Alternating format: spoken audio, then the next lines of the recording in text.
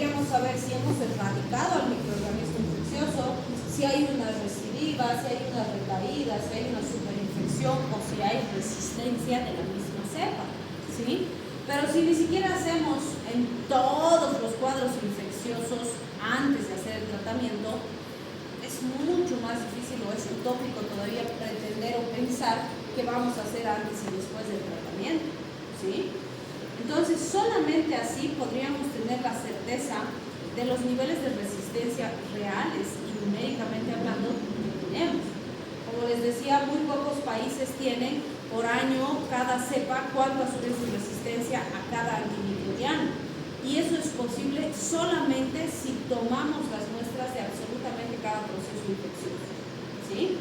Entonces, ese es el objetivo al que queremos llegar, pero todavía es un sueño, es difícil, estamos lejos y la resistencia nos está ganando, ¿sí? Entonces, muy importante. Si hacemos, lo que hacen la mayoría de los médicos es la valoración clínica de la eficacia terapéutica cuando utilizan tratamientos empíricos, ¿vale? Es decir, iniciamos tratamiento con un antibiótico X y le decimos, ok, Juanito, vas a venir en 3 días para hacer tu control, ¿sí? Y viene a su control y verificamos, ¿no? A ver si está menos inflamada la garganta, ya no hay puntos de pus, el Juanito nos dice, ya no tengo fiebre, sí me siento mejor, ya no me está doliendo al tragar. Entonces decimos, ok, está siendo eficaz el tratamiento que le hemos dado.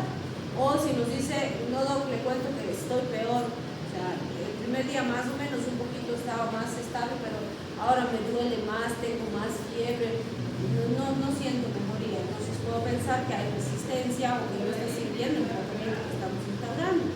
Entonces me ayuda la clínica, pero obviamente no es certera, no es lo mismo que tener el cultivo del antibiograma y decir es sensible a esto y es resistente a esto, ¿sí? Pero es la herramienta que tenemos más a mano y es la que más utilizamos. También es muy importante considerar que el tiempo de tratamiento va a variar de forma considerable dependiendo del lugar de la infección, del microorganismo infectante, de los factores del paciente y por supuesto el estándar con la mayor parte de los tratamientos antimicrobianos es de 7 a 10 días. Normalmente cuando tenemos infecciones de orofaringe, gastrointestinales, urinarias, etc., nuestro estándar es de 7 a 10 días. Determinamos 7, 10, dependiendo de la severidad del cuadro del paciente. Pero no es absoluto, o sea, no es para todo. Por ejemplo, si hablamos de acitromicina, ¿cuántos días se usa la acitromicina? 3. ¿Esquema ampliado? 5, pero no se debe usar acitromicina más de 5 días, la toxicidad es alta, ¿sí? Y van a ver que hay coleguitas que le están dando acitro 10 días, o sea, no está bien, es 5 máximo y en casos que lo ameriten, ¿sí? Y por ejemplo, los otorrinos nos dicen, ¿tú piensas que senos paranasales en un paciente con una sinusitis vas a impregnar en 3 días de tratamiento? ¿Será que impregnas una cavidad hueca? No. Para impregnar senos paranasales necesitas más de 14 días. Y nos dicen, la sinusitis se debe tratar de 14 a 30 días. Y con amoxi, que es lo mejor que existe para sinusitis, pensando en un estrepto, ¿sí? Mucho mejor que cualquier otro grupo. Entonces, esas cosas sí tenemos que considerar. O por ejemplo, si voy a erradicar un Helicobacter pylori, como han visto, no le voy a dar 7 días para el Helicobacter. Son de 10 a 14 días bien dados, ¿sí? Porque si no, la resistencia es terrible y no va a fracasar mi tratamiento y demás. Entonces, depende del caso en particular que esté manejando, ¿sí? Y de los otros factores también. Si bien voy a decir, el estándar es 7 a 14, pero hay excepciones, hay situaciones particulares en las que o va a ser menos o va a ser más, ¿sí? Bien. Otro factor muy importante que debemos considerar es cuando aparece ineficacia clínica al tratamiento, ¿vale? Es decir, le estoy dando un tratamiento bueno con un fármaco de amplio espectro y no hay resultado. Entonces, ¿qué debo hacer? Primero, hago un análisis sistemático. ¿Qué ha pasado? ¿Será que algo se me ha pasado por alto y por eso no tengo buena respuesta? Y aunque no crean, esto es muy común. Abscesos. Si hay un absceso y yo le doy antibiótico, no va a haber una mejoría significativa mientras no drene el absceso. ¿sí? Y van a escuchar que los cirujanos dicen absceso drenado, absceso curado. Y tienen razón, porque incluso solo drenando el absceso, sin antibiótico terapia, el paciente va a estar muy bien. Y si dreno y además le doy antibiótico terapia, va a estar excelente, ¿sí?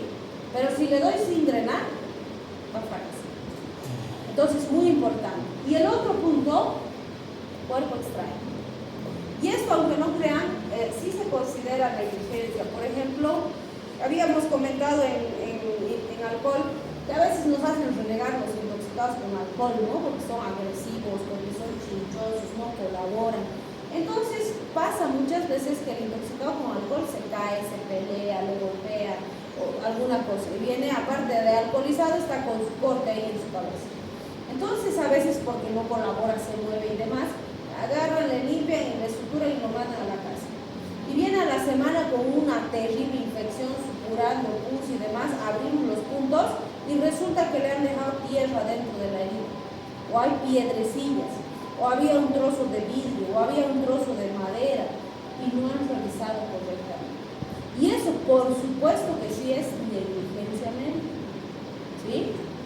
Entonces, muy importante, si hay un cuerpo extraño ahí, no va a haber una evolución satisfactoria a pesar del tratamiento con antibiótico terapia, porque el cuerpo extraño sigue ahí. Entonces deben revisar bien, ¿sí? Y si está muy profunda la lesión y no están pudiendo ver qué más hay o alcanzar el fondo, pidan estudios de imagen.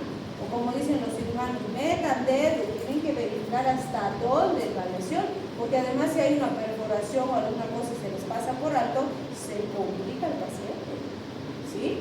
Entonces cualquier lesión de ingreso de arma blanca o de cualquier tipo de objeto, revisen bien, ¿sí? Porque además puede parecer un ingreso chiquitito y adentro hay una lesión grave, está con una hemorragia interna, tienen que revisar bien, ¿sí? Entonces que esto no se nos pase por alto. Por otro lado, siempre hay que pedir, o sea, si ya hemos intentado empírico y no está respondiendo bien, cultivo antibiograma, hay que hacer, ni modo, hay que hacer. ¿Podemos repetir los cultivos y antibiogramas? Sí, porque también puede ser, por ejemplo, que hice un cultivo, un antibiograma, era un microorganismo, pero ahora se me ha sobreinfectado con otro microorganismo. Entonces, repetir, ¿sí? Peor, si el paciente estaba yendo bien y de repente otra vez ha empezado a tener fiebre, otra vez ha empezado a haber supuración y demás, debemos repetir. Puede haber una sobreinfección, más aún si está en el hospital, ¿sí? Este es súper importante. La función inmunitaria del paciente.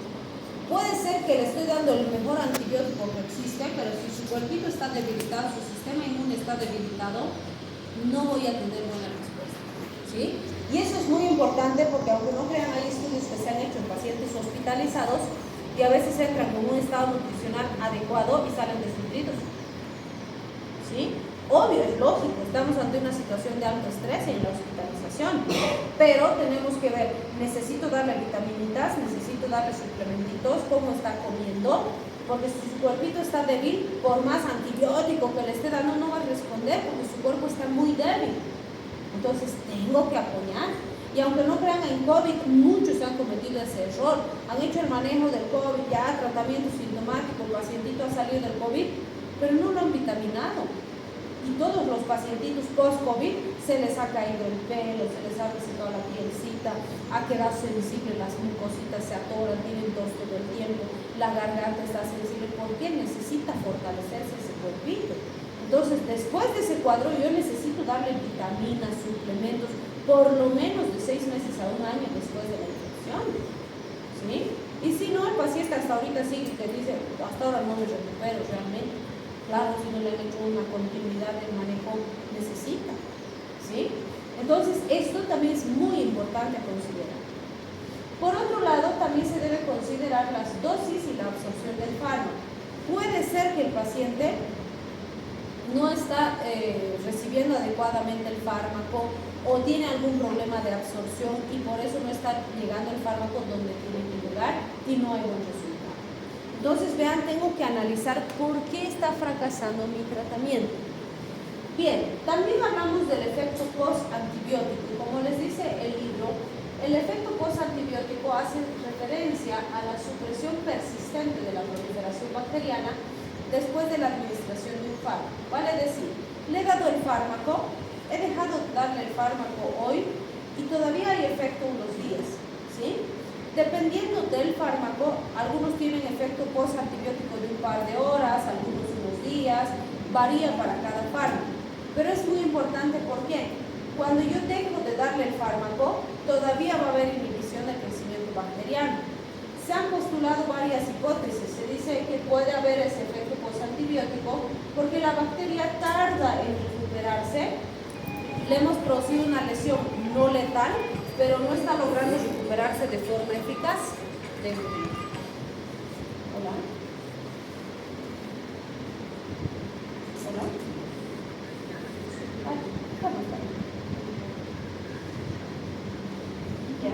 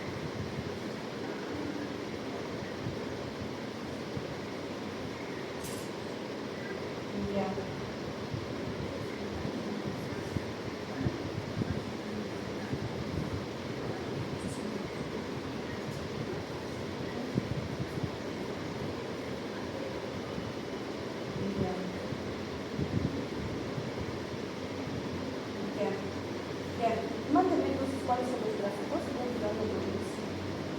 En el documento creo que me han mandado ese, está en PDF, ¿no? Ahí se puede modificar.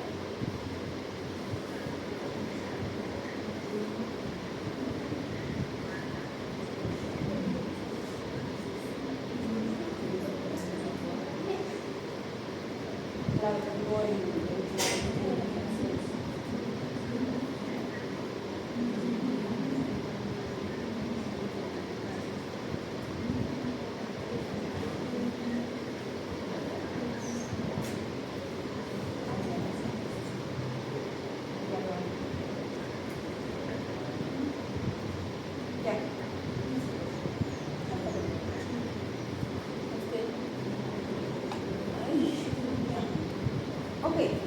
Entonces, fíjense, cuando hablamos de este efecto postantibiótico, como decíamos, hay varias postulaciones o hipótesis de por qué la bacteria no crece después de que se suspende la medicación. Entonces, una de esas es que la hemos lesionado de forma no letal y va a tardar en rehabilitarse, en volver a estar bien para multiplicarse y activarse, por decirlo así. La otra es que persiste cierta cantidad de fármaco en ciertos sitios de fijación y eso está inhibiendo el crecimiento bacteriano. Y la otra, que la bacteria necesita sintetizar nuevas enzimas, reactivar su maquinaria biológica, por decirlo así, para reanudar su crecimiento. Esto es importante porque esto también se ha asociado a esa falsa percepción de curación que tiene el paciente cuando ya han pasado algunos días de tratamiento. Como decíamos, ¿no? El tercer, cuarto día de tratamiento, el paciente se siente mejor porque obviamente ha bajado la carga bacteriana. Entonces suspende la medicación, ya no toma. Entonces la bacteria no es que inmediatamente le va a producir un cuadro cuando deja de tomar, no, porque la bacteria está lastimada, ha sido depletada, su carga bacteriana ha bajado considerablemente. Entonces la bacteria va a empezar a reactivarse, ¿no? Y probablemente se quede estática, quieta por un tiempo hasta ir generando mecanismos de resistencia. Pero esas cepas que han sobrevivido son las que nos van a traer problemas más adelante, ¿sí? Y esto hay que tomarlo muy en cuenta porque obviamente esa falsa percepción del paciente que ya está sano según él es uno de los factores más importantes que nos está, si quieren, empeorando la resistencia que tenemos actualmente, ¿sí? Bien. ¿Y por qué siempre mencionamos la resistencia? Porque fíjense, les he puesto fotos de algunos procesos infecciosos por bacterias desde faringoamigdalitis sencillas hasta osteomielitis, endocarditis, oftalmitis, periodontitis. Fíjense aquí, por ejemplo, los linfáticos, cómo se han afectado. En estas situaciones, imagínense cómo manejaríamos a esos pacientes si no tuviéramos antibióticos. O sea, sería darles tratamiento sintomático y esperar que su sistema inmune haga algo, ¿no?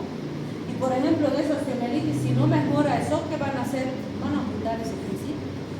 Y sí hay pacientitos que escuchan porque se ha golpeado su canillita y no sé qué, y ha ido avanzando y no han logrado controlar, y se ha sobreinfectado con una nosocomia súper resistente y demás, y le han ido amputando piecito, piernita, toda la piernita, la ha perdido el miembro completo.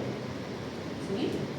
Entonces, vean, imagínense lo terrible que sería realmente en todos estos procesos no tener antibióticos para manejar a esos pacientes. Porque hoy, gracias a los antibióticos, van en general bien estos cuadros. Pero ya tenemos cepas que son súper resistentes a todo. Entonces es muy importante cuidar nuestros antimicrobianos. Fíjense, nos dice, ¿hay situaciones en las que se justifica combinar antimicrobianos? Claro que sí. Nos dice, por ejemplo, cuando se hacen tratamientos empíricos de amplio espectro, por ejemplo, si voy a tratar un absceso donde suelen haber muchos microorganismos, aerobios, anaerobios, gram positivos, gram negativos y demás, puedo buscar hacer asociaciones estratégicas para mejorar mi cobertura. ¿Sí? Puedo. Pero obviamente eso no quiere decir, ay, mezclaré este con este, con este, con este, uno de cada familia y así cubro todo. No, a veces estoy usando asociaciones que no corresponden sin motivo. Cuando necesito asociar dos y ya tengo todo cubierto. ¿Sí? Pero tengo que saber qué asociar. Otra situación en la que se justifica la asociación es para disminuir la aparición de cepas resistentes. Por ejemplo, en tuberculosis ha debido ver en salud pública, ¿no? En ese tipo de situaciones tenemos que se usan 3, 4, hasta 5 fármacos, dependiendo del esquema que estemos manejando. ¿Por qué? Porque esa ha sido la única forma de garantizar que vamos a erradicar las cepas completamente y no va a aparecer resistencia. Y es tan eficaz que hasta hoy, que tenemos añísimos, el programa de tuberculosis es uno de los que mejor funciona y en los que mínima resistencia ha aparecido, ¿sí? Pero eso además es gracias a nuestro personal de enfermería. Porque ¿cuántos meses se hace el tratamiento para tuberculosis? ¿Cuánto tiempo? 6 meses. 6 meses, ¿sí? Imagínense si nos aburre tomar 10 días, imagínense 6 meses. Y justamente por eso esto es toma observada en el servicio de salud. O sea, el paciente tiene que ir todos los días a tomar delante de la enfermerita su medicación. No se le da para que se llegue a su casa. ¿Sí? Y esas enfermeritas de verdad se anotan el número del paciente, hacen su croquis a su casa, a qué se llama su vecina, todo. Y si no viene el paciente, lo llaman, lo van a buscar, lo traen al centro para que tome. Gracias a esas enfermeritas el programa de tuberculosis funciona. Yo siempre les digo, los médicos no hacen ese trabajo. Pero ese es uno de los mejores programas que tenemos gracias a nuestro personal de enfermería. Realmente son bien dedicadas nuestras enfermeritas en el programa. ¿Sí? Entonces, ahí también gracias a la asociación de fármacos se ha podido cuidar estos fármacos y siguen siendo útiles en el programa. Y además, la única forma de resguardar estos fármacos, como vamos a ver cuando veamos antimicrobacterianos, ha sido que se prohíba la venta y la dispensación de los fármacos antituberculosos al público en general. Solo el programa de tuberculosis maneja esos fármacos. Es prohibido que vendan las farmacias, es prohibido que cualquier médico prescriba fuera del programa. Y gracias a eso están seguros y se mantienen sus niveles de eficacia. ¿Sí? Bien, ya hemos dicho las polimicrobianas, como los abscesos donde hay varios microorganismos, también ahí sirven las asociaciones cuando queremos aumentar la inhibición o la actividad bactericida. ¿Sí? Por ejemplo, hay fármacos que son bacteriostáticos separados y cuando los mezclamos se vuelven bactericidas, como el trimethoprim sulfamethoxazol, por ejemplo, que vamos a ver que juntos son potentes bactericidas. Y por supuesto, para disminuir la toxicidad dosis dependiente. Por ejemplo, si le estoy dando una dosis muy alta de uno y si le sigo dando, pues me va a producir más complicaciones, entonces no. Tengo que asociar, así puedo darle dosis más bajitas y mantener la eficacia terapéutica. ¿Sí?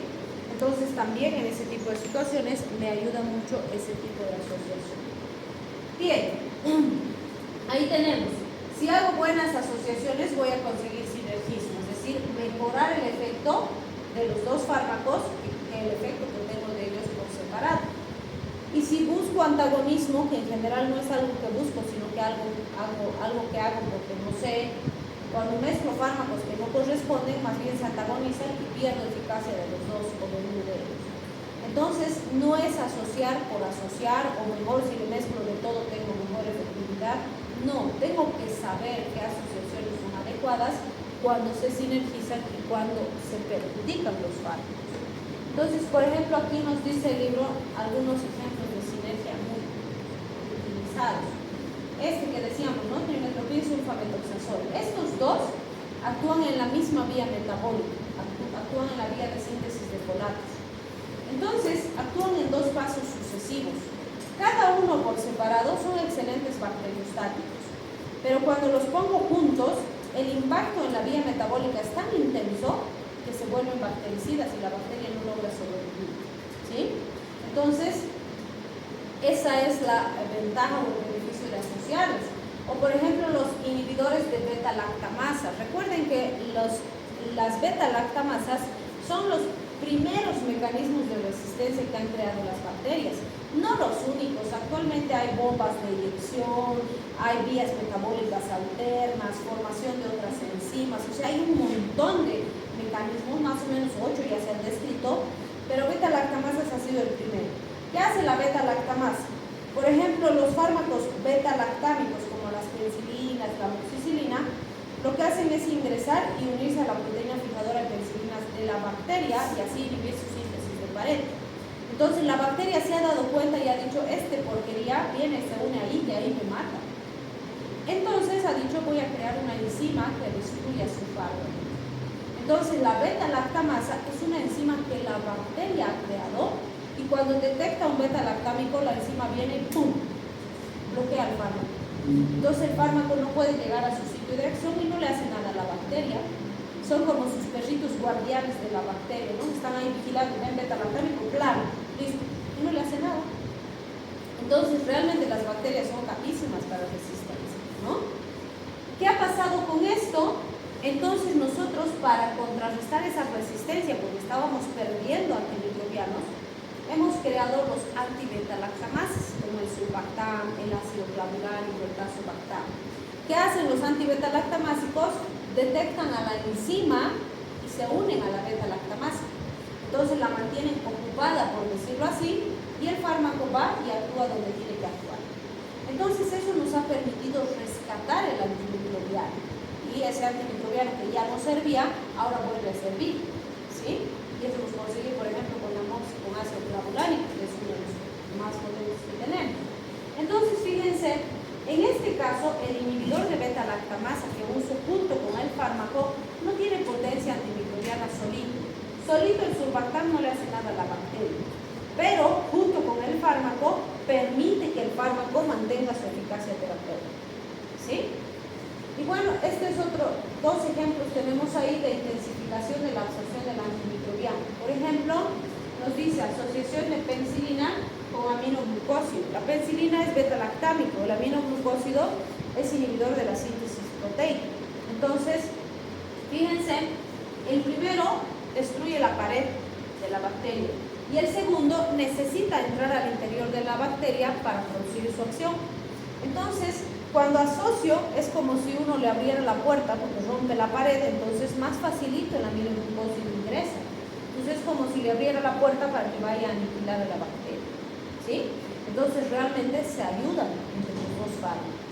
Lo mismo con la anfotericina B y la flucitocina.